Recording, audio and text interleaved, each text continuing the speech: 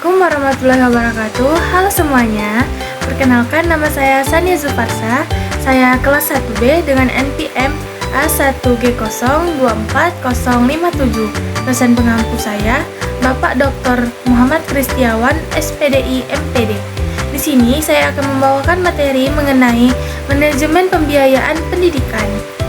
Manajemen pembiayaan pendidikan merupakan salah satu substansi manajemen pendidikan yang turut terlibat dalam menentukan berjalannya kegiatan dalam lembaga pendidikan.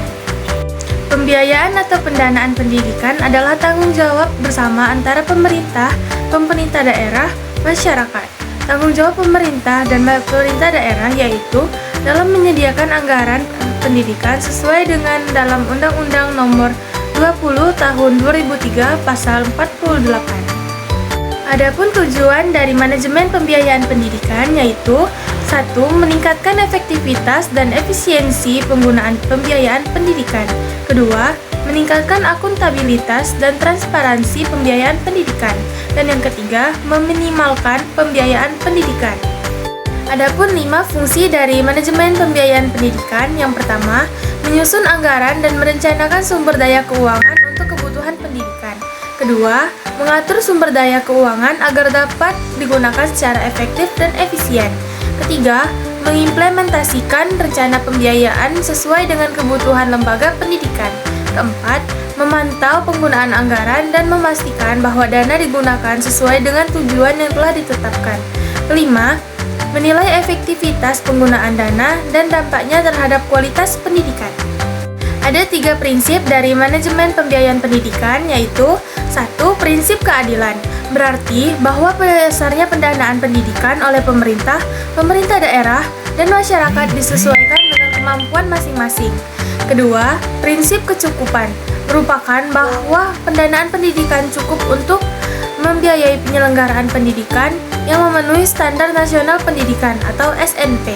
Dan yang ketiga, prinsip keberlanjutan, ialah pembiayaan pendidikan dapat digunakan secara berkesinambungan untuk memberikan layanan pendidikan yang memenuhi standar nasional pendidikan.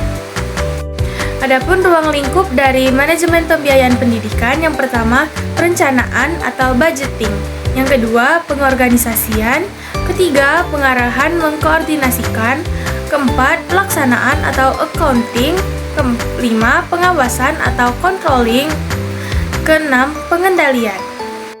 Selanjutnya, adapun penggunaan dari manajemen pembiayaan pendidikan. Yang pertama, hemat tidak mewah, efisien dan sesuai dengan kebutuhan teknis yang disyaratkan.